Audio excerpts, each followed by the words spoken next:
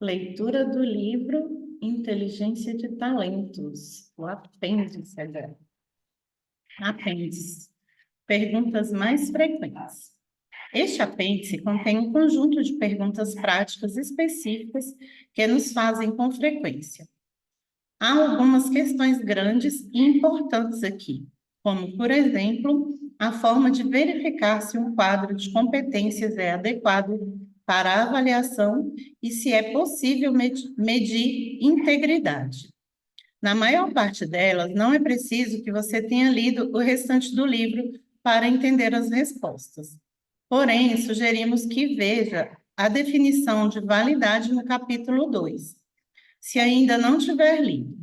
As perguntas que abordamos no apêndice são as seguintes. 1. Por que existem tantos tipos diferentes de validade? 2. Como posso dizer que um quadro de competências é adequado para avaliar o pessoal? 3. Quais são os melhores indicadores de sucesso em cargos internacionais? 4. É possível medir integridade? 5. O teste de drogas é útil? 6. Que tipo de teste de inteligência devo usar? 7. Existem tantos testes diferentes de personalidade, qual é o melhor? 8. Devo me preocupar com o efeito do fingimento nos resultados de teste de personalidade? 9. Que tipo de teste de julgamento situacional devo usar para avaliar necessidade de treinamento? 10. 4 perguntas rápidas sobre feedback 360 graus. 11. O que devo analisar ao escolher um fornecedor de avaliação psicológicas individuais? Avaliações psicológicas individuais? Caso queira ver outras perguntas mais frequentes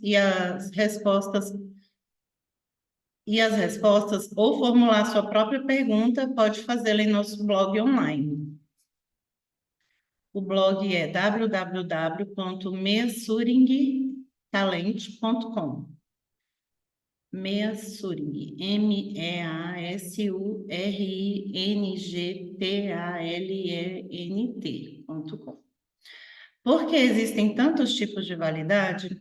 Na maior parte do tempo, tentamos evitar o uso de linguagem técnica nesse livro. Isso ocorreu em especial na questão da validade. Para simplificar o assunto, discutimos principalmente a validade como se ela fosse apenas uma coisa, a capacidade de prever futuro sucesso no local de trabalho. No entanto, é apenas um indicador muito específico de validade e há outros que podem ser úteis conhecer.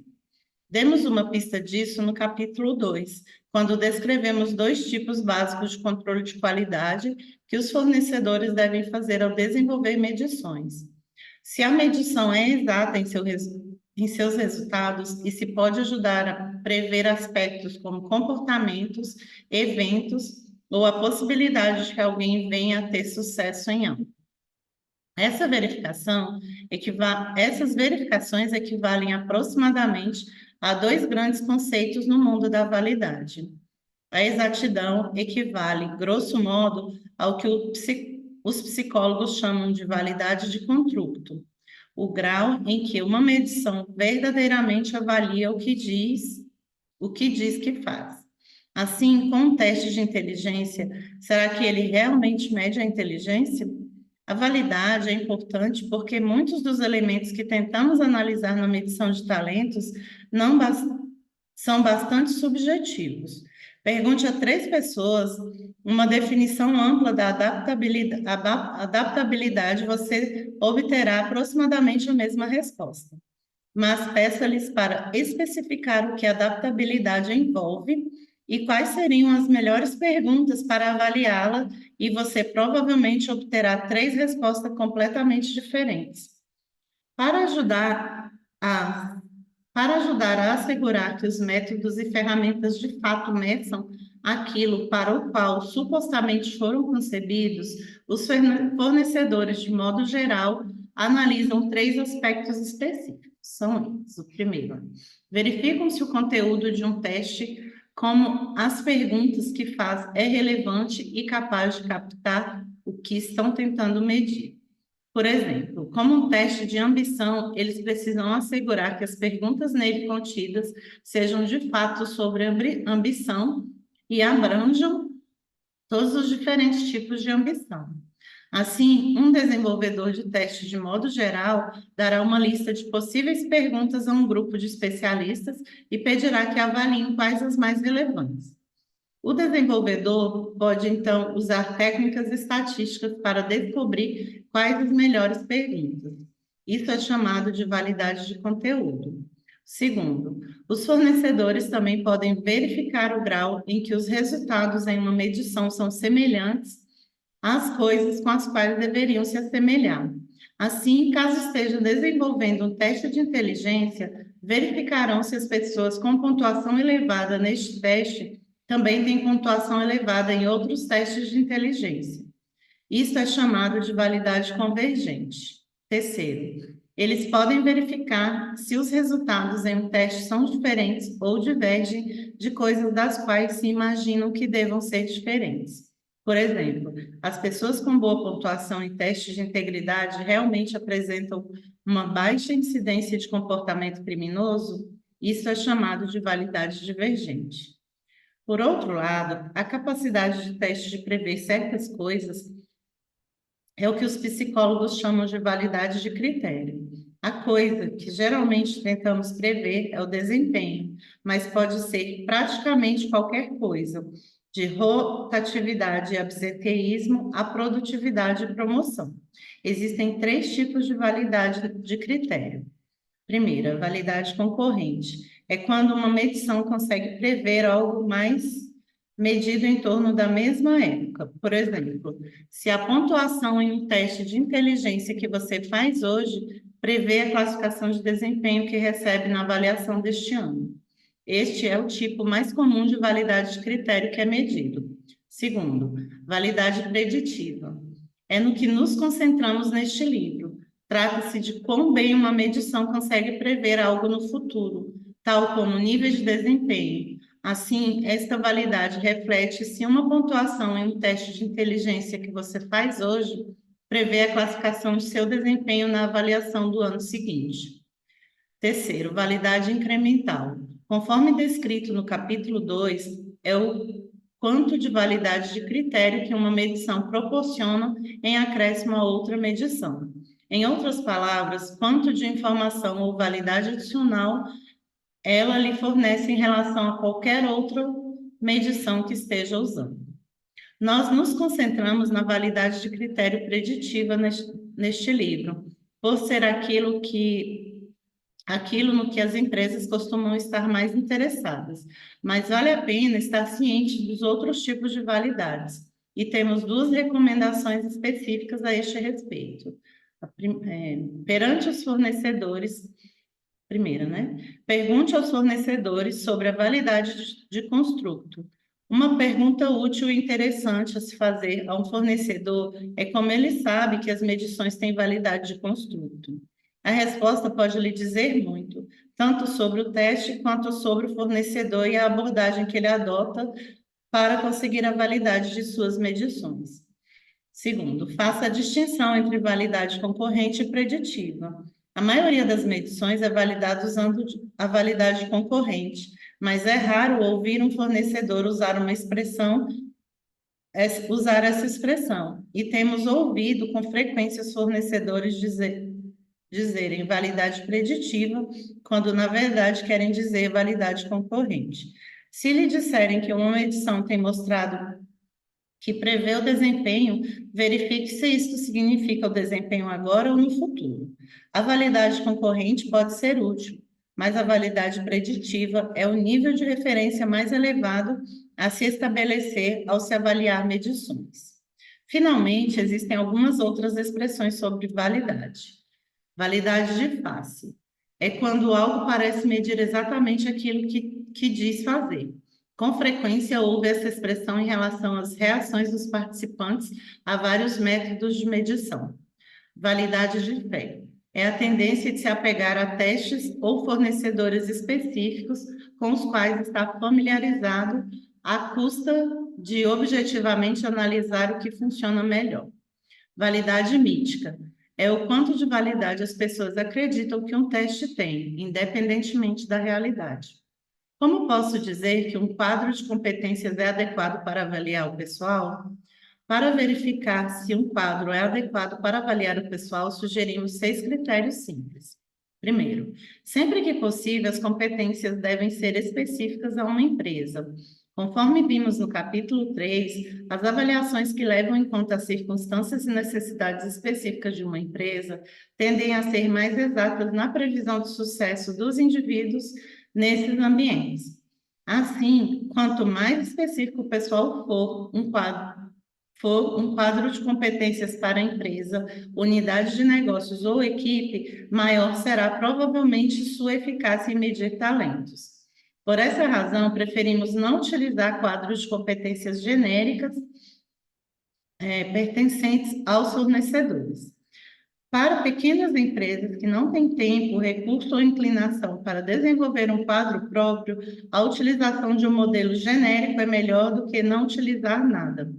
Mas, como regra, bons quadros de competências específicos das empresas provavelmente são mais úteis e conduzem a decisões melhores sobre o pessoal do que os genéricos. As competências devem ajudar a distinguir entre o homem bom e o ótimo. As empresas geralmente pensam muito sobre quais competências são as mais relevantes para elas. No entanto, costumam pensar muito menos sobre a sua eficácia em diferenciar as pessoas. Para serem úteis, as competências precisam conseguir estabelecer diferença. Por exemplo, a honestidade é certamente desejável, mas não é uma boa medição de competências. É comum que mais de 95% dos funcionários recebam avaliação elevada nesta característica e, portanto, não ajudará a identificar os diferentes tipos de talentos. Por motivos semelhantes, aconselhamos contra a moda atual de ter um quadro de valores do ponto de vista de medição, isto tende a não agregar valor. 3. Não deve haver competências demais. Alguns fornecedores utilizam quadro por 50 ou mais competências. Para os fornecedores pode ser útil, mas para as organizações é exagerado.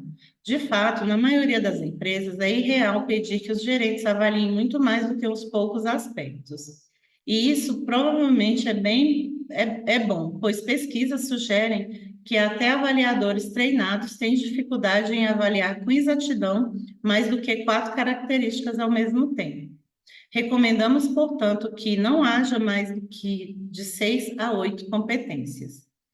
O quadro deve valer por um longo 4. O quadro deve valer por um longo período. Além de consistentes pelas diversas unidades de negócios, os dados também devem ter consistência ao longo do tempo. Para saber mais sobre as tendências dos talentos, use o mesmo quadro por muitos anos. Um fenômeno que pode se mostrar desafiador é quando o CEO defende uma competência específica. O risco aqui é que quando muda o CEO, o quadro também muda. Assim, embora as competências tenham de refletir os atuais desafios da empresa, também precisam permitir a continuidade dos dados. 5. Algum detalhamento é necessário, mas não muito. Normalmente, cada competência em um quadro é acompanhada por indicadores de comportamento, exemplos sobre o que seria essa competência e o que deve ser considerado bom. Tal tipo de detalhamento é importante para garantir que as competências sejam avaliadas com exatidão e consistência. Entretanto, é fundamental não fazer um detalhamento exagerado. Vimos uma empresa cujo quadro era acompanhado por um livro de 120 páginas que descrevia em detalhes para cada competência e nível hierárquico do empregado os comportamentos necessários para receber determinadas classificações. Do ponto de vista de um purista, é uma boa prática, porém, do ponto de vista operacional, era impraticável. Os gerentes não têm tempo para tal grau de detalhamento, portanto, mantenha o mais simples possível. Para cada competência, tenha alguns exemplos de boas e más práticas. Embora possa precisar de indicadores diferentes para níveis hierárquicos graduados e subalternos, não deve haver necessidade de separar indicadores para cada nível individual. Algumas pessoas poderiam argumentar que isso não é rigoroso e que gera dados imprecisos. No entanto, os gerentes provavelmente avaliam com mais exatidão, utilizando alguns indicadores simples do que ignorando um documento de mais de 100 páginas. 6. Quadros globais devem ser globalmente aplicáveis. As empresas globais necessitam avaliar competências em culturas diferentes. O desafio aqui é definir se a avaliação das pessoas em culturas diferentes deve ser feita com base em padrões locais ou se todos os funcionários, seja qual for o lugar, devem ser avaliados com base nos mesmos padrões. Um fator para se levar em conta aqui é que o conceito de boa liderança, por exemplo, pode variar de acordo com a cultura. Uma opção é utilizar quadros diferentes para cada país. Mas, se as diferenças entre países forem pequenas, geralmente desaconselhamos a fazer isso. Entretanto, se de fato existirem diferenças maiores, então algumas competências serão bem diferentes em cada cultura. Para dar um exemplo clássico, ter capacidade de influenciar de forma eficaz envolve indicadores de comportamentos diferentes nos Estados Unidos e no Japão. Para acomodar isso, recomendamos o uso de indicadores de comportamento um pouco diferentes em cada país. Isso ainda permite que colete dados sobre as mesmas competências, garantindo ao mesmo tempo uma equidade entre as diversas culturas. 3. Quais são os melhores indicadores de sucesso em cargos no exterior? A nomeação para cargos no exterior representa uma ferramenta comum de desenvolvimento e é considerada uma oportunidade de crescimento, mas também pode ser um desafio. Há muita discussão sobre se as taxas de insucesso são realmente elevadas, mas quase todos concordam que é necessária uma seleção cuidadosa. Então, o que devo analisar? O que deve analisar? Para começar, existem algumas ferramentas especializadas no mercado. Em sua maioria, elas medem a competência intercultural, a capacidade de se envolver, entender e operar em outras culturas. Isto certamente parece útil, e os desenvolvedores desses testes invariavelmente os descrevem como válidos. Porém, aqui você precisa ter cuidado. O que geralmente querem dizer por válido é que os testes são exatos, eles realmente medem a competência intercultural. No entanto, existem poucas evidências sólidas de que essas ferramentas consigam prever o sucesso em tarefas internacionais. Quais são as opções, então? Experiência internacional anterior parece ajudar, mas sua capacidade em prever o sucesso é muito baixa. Flexibilidade e adaptabilidade parecem prever melhor o sucesso, embora a pesquisa sobre elas seja limitada. O papel dos 5 grandes fatores de personalidade tem sido estudado com mais frequência, ver capítulo 2. Em sua maior parte, a capacidade desses fatores em prever o sucesso do nomeado para cargos no exterior tem sido relativamente baixa. Por exemplo, as validades estatísticas encontradas para capacidade de realização giram em torno de 0,17 e para estabilidade emocional em torno de 0,10. No entanto, o aspecto da personalidade que parece promissor em prever o sucesso é a capacidade de construir relacionamentos. Uma combinação de extroversão e sociabilidade tem mostrado validade de previsão em torno de 0,32. A ideia é que quanto mais as pessoas forem capazes de construir relacionamentos, mais oportunidades terão de se envolver e de se ajustar a diferentes culturas. Por motivos semelhantes, a habilidade com idiomas muitas vezes é considerada importante, porém com validades apenas em torno de 0,20. Parecem prever bem menos do que a capacidade de relacionamento. Alguns estudos agora têm demonstrado que o fator família pode ser ainda mais importante do que as qualidades pessoais do nomeado para o cargo no exterior. Este fator é o papel da família, e em especial do parceiro do nomeado, em fazer da mudança um sucesso. A carga sobre o parceiro é muitas vezes considerável, e quando este aspecto de uma mudança não dá certo, toda a missão pode fracassar também. De fato, alguns estudos têm sugerido que esse é o fator mais importante na determinação do sucesso, ou pelo menos para evitar o fracasso. Muitas empresas parecem se concentrar apenas no nomeado, mas considerando a pesquisa, recomendamos envolver o mais cedo possível a família toda no processo de seleção. Finalmente, lembre-se de que ao analisar a personalidade e o fator família, você não deve ignorar alguns dos fatores padrão que são utilizados para prever o sucesso no trabalho.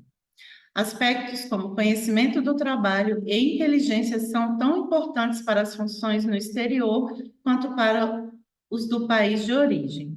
Resumindo, nossa recomendação na seleção de pessoas para cargos do exterior é concentrar-se nos seguintes indicadores: família, capacidade de relacionamento, conhecimento do trabalho, inteligência e adaptabilidade. 4. É possível medir a integridade?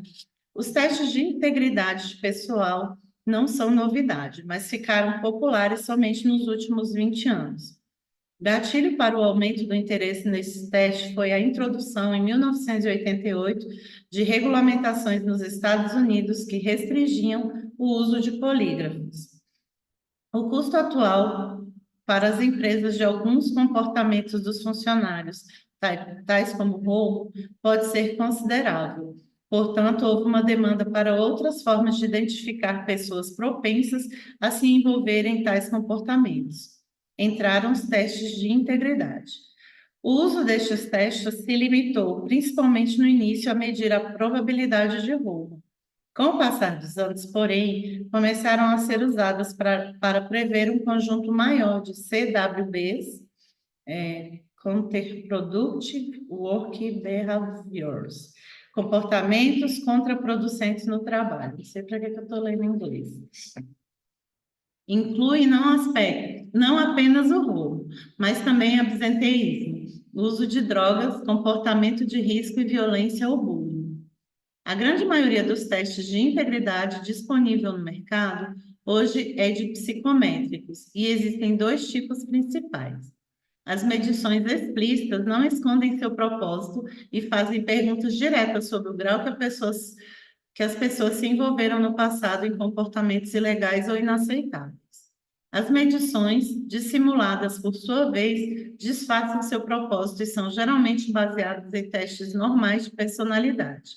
A ideia por trás desses testes é que as pessoas com certos tipos de personalidade são mais propensas a se envolver com CWBs. Eles funcionam? Existem evidências que sugerem que esses testes conseguem medir com relatos de validade estatística de até 0,4 quanto à sua capacidade de prever alguns CWBs. Isso significa que, na melhor das hipóteses, tem maior capacidade de prever os CWBs do que os testes de personalidade em prever o desempenho no trabalho. Alguns pesquisadores têm questionado se os testes explícitos de integridade, em especial, conseguem funcionar, pois são fáceis de enganar.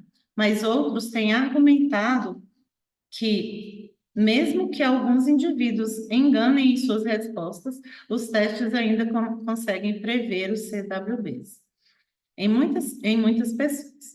Também tem demonstrado que conseguem reduzir incidência de comportamento, tais como roubo, em situações reais de trabalho. Portanto, há algumas evidências que sugerem que, em algumas situações, os testes de integridade podem ser realmente eficazes e agregar valor. No entanto, existem algumas grandes ressalvas aqui. Em primeiro lugar, a capacidade dos testes de integridade para prever CWBs varia de acordo com o teste utilizado e o CWB específico que esteja tentando prever. Por exemplo, verifica-se que alguns testes explícitos são bons indicadores de roubo, com relatos de validade estatística de até 0,36. No entanto, os testes explícitos costumam ser relativamente fracos para prever o absenteísmo, com validade em torno de 0,14. Do mesmo modo, verifique que dimensões de personalidade e capacidade de realização é bastante boa para prever CWBs. Em relação à organização no entanto, é bem menos eficaz para prever CWBs em relação aos indivíduos tais como o comportamento antissocial. Em segundo, as pesquisas sobre integridade que têm sido feitas até hoje se referem principalmente a trabalhos de nível médio e baixo. Há uma grande falta de evidências de que esses testes possam ser utilizados com sucesso em funções mais graduadas e para tipos mais complexos de CWBs. Por exemplo, recentemente, aconselhamos uma empresa de serviços financeiros contra o uso de um teste de integridade como parte de seus processos de seleção para a contratação de operadores.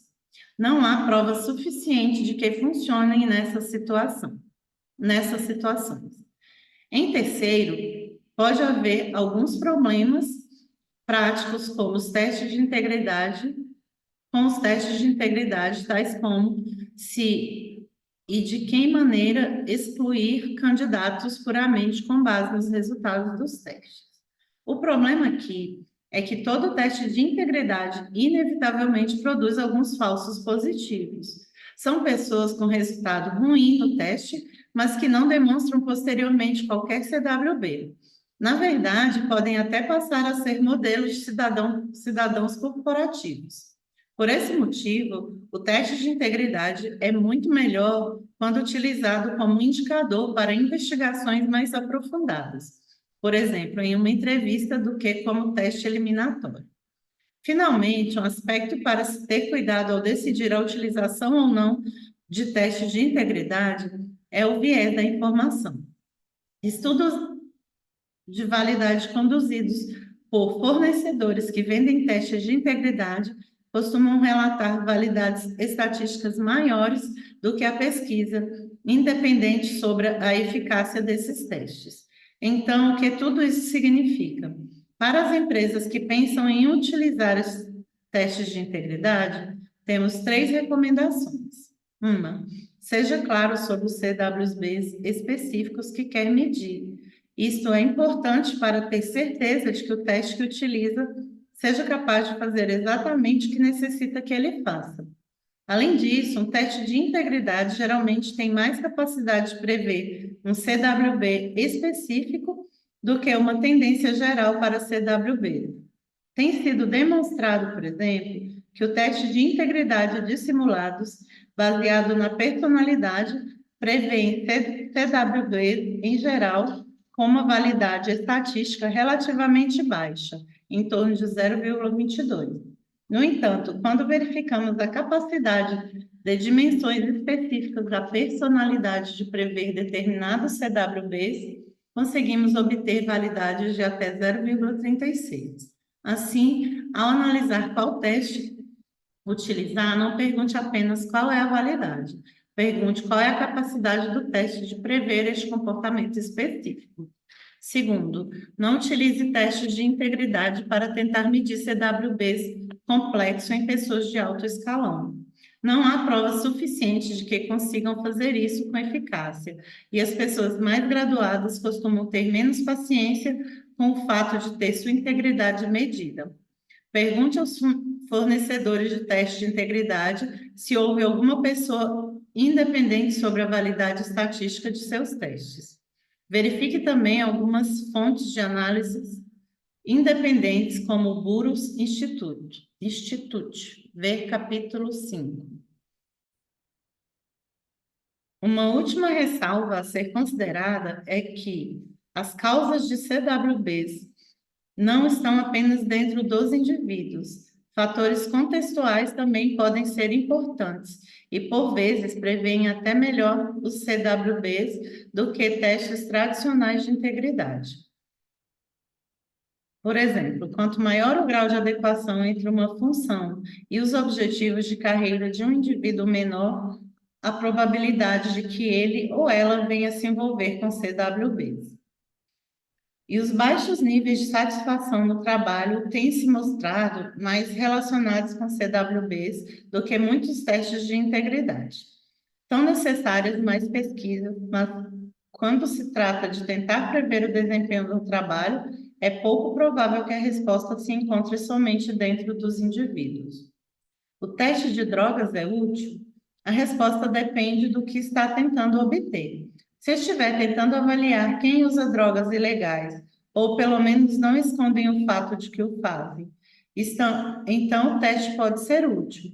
Se estiver tentando prever a ausência de uso, então, mais uma vez, ele é útil. Mas se você estiver tentando prever a predisposição a acidentes, então ele provavelmente não é útil. E se estiver tentando prever o desempenho, ele quase que definitivamente não é útil. 6. Que tipo de teste de inteligência eu devo usar? Há dois modos principais de pensar sobre os diferentes tipos de testes de inteligência. O primeiro deles, com o qual você já pode estar familiarizado, é de acordo com os tipos de perguntas formuladas. As formas mais comuns de perguntas são do tipo numérico, influência verbal, que testa a capacidade de alguém de trabalhar com idioma, lógico e esquemático e mecânico. Alguns testes utilizam apenas um tipo de pergunta, outros utilizam dois ou três diferentes. Nenhum deles é o melhor. Quanto a qual utilizar, nossa recomendação é a de escolher os dois ou três que sejam mais relevantes aos cargos que esteja avaliando. Dizemos pelo menos dois, porque, embora de modo geral as pontuações das pessoas em um tipo de pergunta prevejam suas pontuações nos outros tipos, nem sempre é assim. Às vezes, as pessoas têm uma excelente pontuação no teste de influência verbal, por exemplo, mas não têm uma boa pontuação em um teste matemático. Um aspecto adicional para se levar em conta aqui é que a quantidade de impactos adversos gerados por testes de inteligência às vezes difere para cada tipo de pergunta. Isso vale excepcionalmente para pessoas de sexos e idades diferentes. Os homens, por exemplo, tendem a ter melhor desempenho em perguntas numéricas e esquemáticas, enquanto as mulheres costumam pontuar melhor em perguntas de influência verbal. E nossa capacidade de fazer testes de influência verbal parece diminuir mais lentamente com a idade do que a nossa capacidade de fazer outros tipos de testes. O segundo modo de pensar sobre o tipo de teste é analisar se o teste é de rapidez ou de poder de concentração. Um dos melhores exemplos de teste de rapidez é o Wonderlic. Trata-se de um teste bem conhecido nos Estados Unidos, que em um formato clássico exige que as pessoas respondam em 12 minutos 52 perguntas numéricas e de fluência verbal. Isso significa que, em média, elas têm de responder a uma pergunta a cada 13,85 segundos. Isso é acelerado. Na outra extremidade de escala estão os testes de poder de concentração. Geralmente duram de 20 a 40 minutos e formulam apenas um tipo de pergunta. Cada pergunta exige mais reflexão e mais tempo para responder do que os testes de rapidez. Quanto a qual deles utilizar, novamente recomendamos que pense nas exigências do cargo. O pensamento rápido é uma parte importante das funções, e aqui também o impacto adverso pode ser um problema, pois há relatos de que os testes de rapidez podem mostrar níveis maiores de impacto adverso. Finalmente, existem alguns testes disponíveis que medem aspectos bastante específicos do modo de pensar. Um dos maiores conhecidos é o Vienna Test System, que envolve mais de 30 testes distintos. Ele consegue medir coisas como coordenação e capacidade de dividir ou manter a atenção, ou ainda de alternar entre tarefas. São utilizados principalmente em cargos especializados, tais como de pilotos, mas também temos visto sua utilização com operadores financeiros. 7. Existem muitos testes de personalidade. Qual é o melhor? O lugar óbvio para se começar é com a validade estatística. Infelizmente, porém, existem poucos estudos que comparem diretamente a validade de diferentes testes de personalidade. Uma exceção digna de nota, embora não independente, é o recente projeto Epson da Saville Consulting, que comparou a validade de 4 testes em um grupo de 300 pessoas e que está disponível gratuitamente na internet. Além disso, conforme descrevemos no capítulo 5, os comentários sobre testes do Buros Institutes podem ser uma fonte valiosa, embora analisem as ferramentas individualmente e não comparem os diferentes tipos. Portanto, a validade é claramente um aspecto que você deve considerar, mas existem outros 3. Em primeiro lugar, verifique se um teste de personalidade mede o que necessita. Você pode, por exemplo, estar interessado principalmente em medir a assertividade e a exatidão. Portanto, de um teste que faça exatamente isso. Alguns testes medem 5 grandes dimensões de personalidade, mas muitos testes medem outros aspectos da personalidade, de modo que há opções. Lembre-se, porém, que mesmo que esteja interessado em apenas uma dimensão, será necessário um teste que meça vários aspectos da personalidade.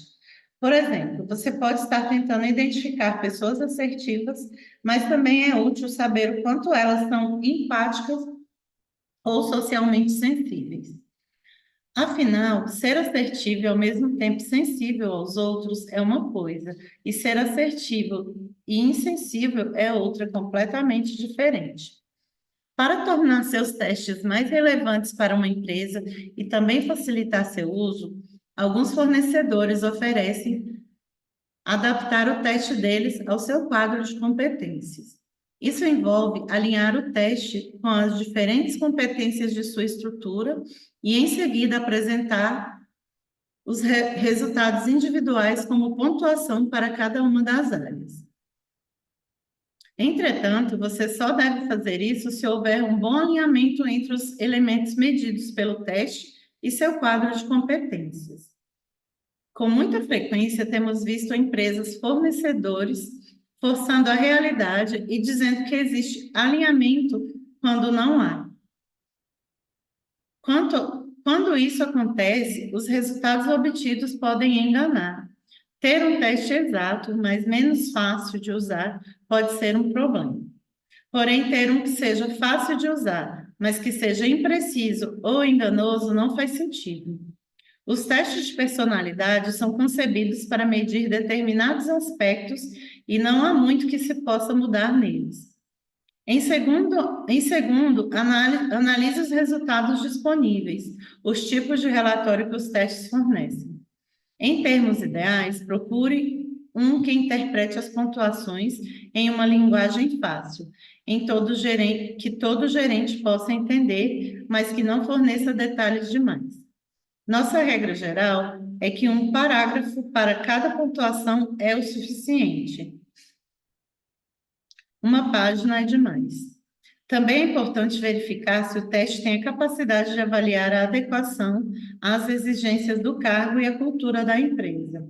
Finalmente, alguns relatórios também oferecem sugestões para perguntas de entrevistas com base nos resultados do teste. Porém, em nossa experiência, essas perguntas costumam ser básicas e não muito eficazes ou úteis. Portanto, a menos que seus entrevistadores sejam muito inexperientes, estaríamos esses relatórios, evitaríamos esses relatórios de entrevistas. Finalmente, precisa pensar sobre o que se quer, um teste normativo ou um ipsativo. O tipo mais comum de psicométrico é o teste normativo, em que as pessoas, de modo geral, avaliam aspectos de seu comportamento ou personalidade respondendo a determinadas perguntas. No final, a pontuação é calculada somando-se as respostas e principalmente comparando-as com as de um grupo de controle. Os testes normativos, portanto, permitem que compare os indivíduos. O segundo tipo principal de testes, o ipsativo ou de escolha forçada, é muito diferente. as pessoas precisam escolher entre afirmações diferentes. Por exemplo, que palavra descreve melhor? Assertivo ou lúdico? Depois de um número suficiente de opções ter sido completado, o teste utiliza alguns cálculos inteligentes para produzir uma pontuação geral. Alguns dos testes de personalidade mais conhecidos, incluindo o MBTI, são impsativos. Há uma longa discussão sobre qual tipo é melhor, e alguns fornecedores até tentaram produzir testes que fossem um pouco de ambos. A discussão continua, mas, como regra geral, caso queira conseguir comparar os resultados de pessoas diferentes, como em algumas situações de recrutamento, deve utilizar apenas testes normativos. Os testes ipsativos não são projetados para tal. Então, caso tente comparar as pontuações de pessoas utilizando esses tipos de teste, obterá alguns resultados estranhos, pouco válidos e com baixa confiabilidade. Portanto, é importante saber o objetivo do teste. 8. Devo me preocupar com o efeito do fingimento nos resultados de teste de personalidade?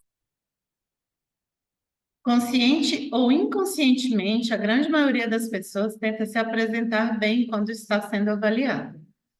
Com métodos de medição em que há algum contato humano, como as entrevistas, centro de avaliação e avaliações psicológicas individuais, as empresas costumam se preocupar menos com o impacto do fingimento. Isso porque provavelmente presumam que os avaliadores consigam enxergar por trás de quaisquer fingimento ou falsas impressões. Porém, com métodos indiretos, como os testes de personalidade, geralmente ouvimos os gerentes dizendo que o fingimento pode reduzir a eficácia dos resultados, pois as pessoas podem parecer diferentes do que realmente são. As respostas de alguns pesquisadores e fornecedores é que os testes de personalidade ainda prevêem o desempenho independentemente dos resultados terem sido obtidos com respostas honestas ou com fingimento. Estritamente falando, isso é verdade. Cachorros ficam aqui no meu pé. Quando bate alguém no portão, elas saem gritando. Mas se você ainda deve se preocupar ou não, depende da situação na qual esteja utilizando os testes de personalidade. Se estiver utilizando-os para avaliar e filtrar um grande número de candidatos, então os pesquisadores estão provavelmente certos.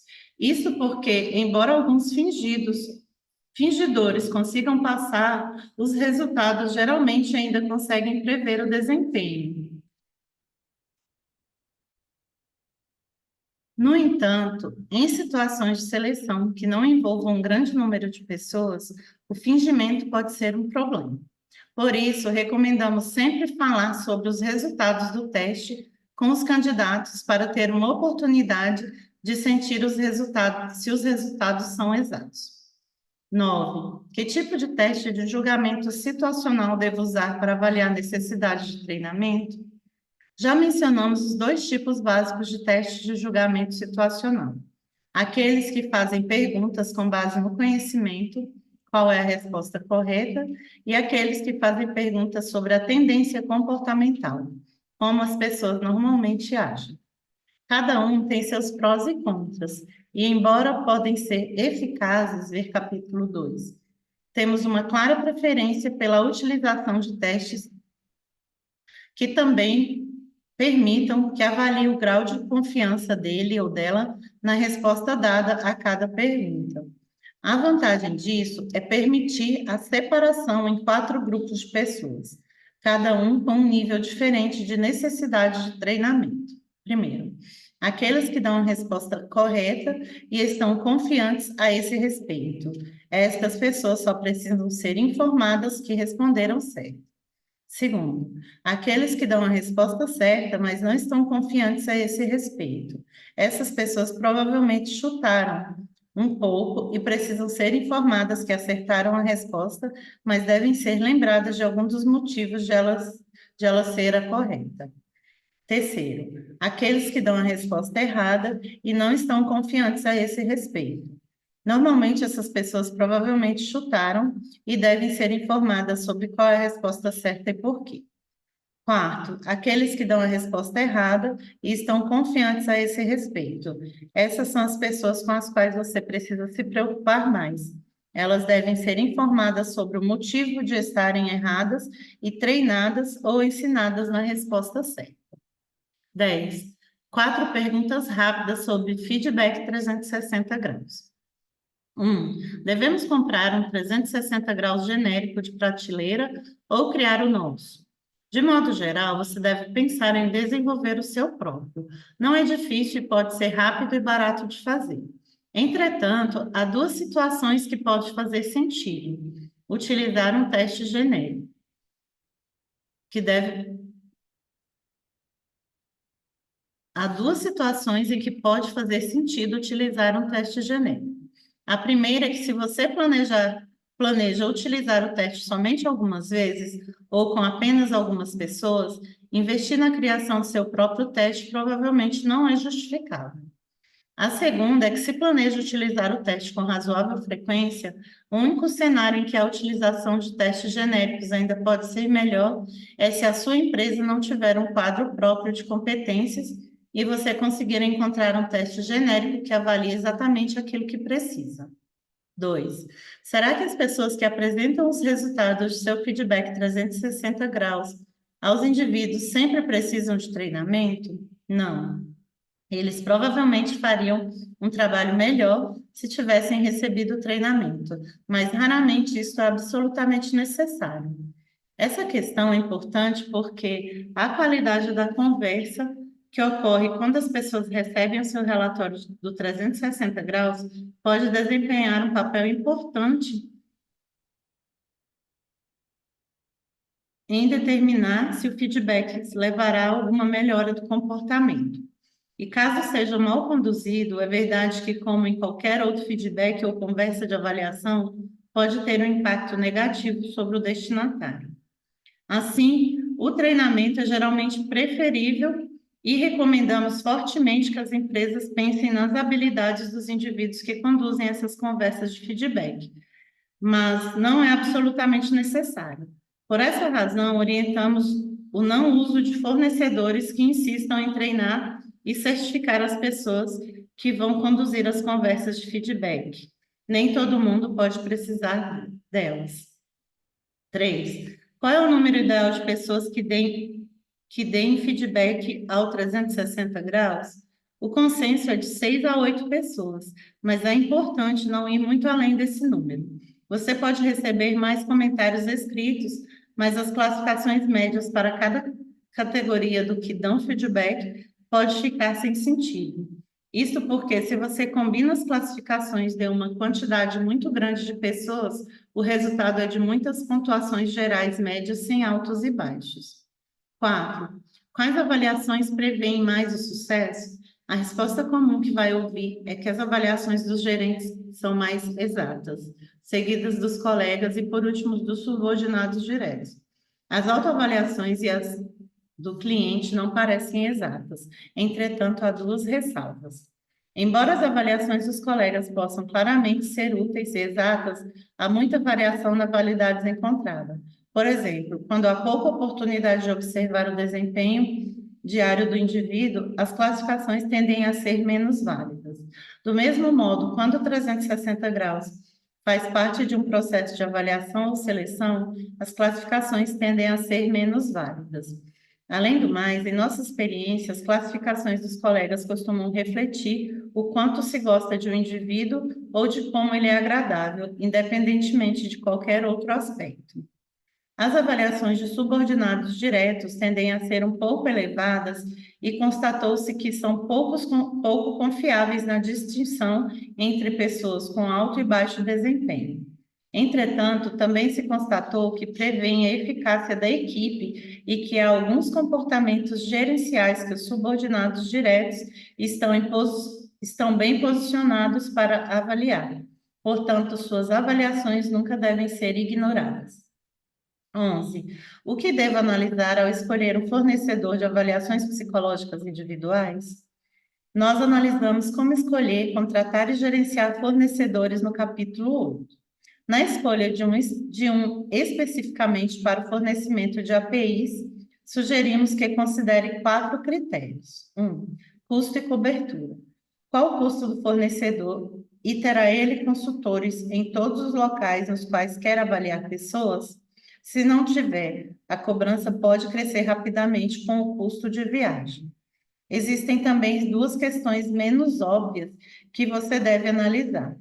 Em primeiro lugar, conseguirá o fornecedor cobrir todos os idiomas de seus funcionários, mesmo nos locais dentro do país? Sempre que possível, as pessoas devem ser avaliadas em seu primeiro idioma, e você pode muito bem ter cidadãos estrangeiros trabalhando em sua sede. Em segundo, verifique se os consultores no exterior são moradores locais ou estrangeiros. Isso é um problema principalmente na África, Oriente Médio e Ásia-Pacífico, onde é comum os avaliadores serem indivíduos com pouco conhecimento da cultura local. 2. Qualidade dos avaliadores. Conforme explicamos no capítulo 4, a avaliação psicológica individual pode ser exata, mas depende totalmente da qualidade do avaliador, de modo que você precisa verificar isso. Como determinar se um avaliador é bom? Comece perguntando ao fornecedor quais são seus melhores avaliadores e como sabe disso. Os bons fornecedores devem ter alguns dados para lhe mostrar, dados sobre algo mais do que apenas o nível de experiência dos avaliadores. A resposta deve ser interessante, pois pode mostrar o que o fornecedor valoriza em seus avaliadores e como avalia seu desempenho. Em seguida, peça para ver o currículo de todos os avaliadores que trabalharam para você. É importante ver aqui a capacidade real de toda a equipe do fornecedor e não apenas de seus principais profissionais. Você deve buscar por 2 características nos avaliadores: seu grau de experiência como avaliadores e seu real nível de experiência com empresas. Em termos ideais, você precisa de avaliadores que possuam ambas. Acho que essa é a terceira, né? Terceira. Qualidade dos resultados. Qualidade dos resultados. Isto se refere a quanto você gosta dos relatórios escritos que o fornecedor oferece. Todos os fornecedores podem lhe oferecer uma amostra de relatórios anônimos. Você deve procurar um bom equilíbrio entre classificações e textos descritivos. Normalmente, eles fornecem avaliações de competência. Você também deve procurar avaliações de adequação em processos de seleção e classificações de recomendação, por exemplo, contratar ou não contratar. Alguns fornecedores não gostam de oferecer recomendações claras. Acreditam que tais julgamentos definitivos podem não ser confiáveis e comprometer a autonomia de decisão de contratação do gerente responsável. Apesar de respeitar tal posição e compreender que esses julgamentos são difíceis, temos a expectativa de receber esses julgamentos dos gerentes, assim como esperamos um parecer dos avaliadores especialistas pagos. Além do mais, não acreditamos que classificações de recomendação comprometam a autonomia dos gerentes quanto à decisão final. No mínimo, acentuam o grau de responsabilidade dos gerentes por essas decisões. Em termos de texto, cuidado com afirmações simples, como ele é um bom gerente. Lembre-se das 4 adequações do capítulo 3 e procure por afirmações como ele é um gerente eficaz nesse aspecto quando, mas menos eficaz quando. Leia a conclusão ou a seção de resumo para ver se fornece uma descrição clara e, finalmente, procure pela seção de necessidade de desenvolvimento ou pontos fracos. Aqui você deve procurar por 3 características. Cada problema deve ser claramente descrito, a relevância do problema para o desempenho deve estar clara e uma sugestão sobre como melhorar nessa área deve ser dada. 4, qualidade da calibragem. Este é o processo que os fornecedores utilizam para garantir que todos os seus avaliadores classifiquem as pessoas seguindo os mesmos critérios. É a forma como verificam quando um avaliador dá uma classificação 5. Isto tem o mesmo significado que quando outros avaliadores dão essa classificação. Esse processo é essencial pois é como os fornecedores conseguem minimizar o impacto do viés de classificação. Esperaríamos ouvir, no mínimo, duas coisas: que todos os relatórios são lidos e verificados por uma segunda pessoa, que lerá todos os relatórios que o fornecedor lhe entregar e que o fornecedor monitora e irá fornecer-lhe informações sobre aspectos como as tendências de classificação de cada avaliador. Isso para garantir, por exemplo, que um determinado avaliador não seja sempre um pouco mais rígido em suas classificações. Finalmente, nos deparamos ocasionalmente com fornecedores que tentam cobrar uma taxa extra por essa calibragem.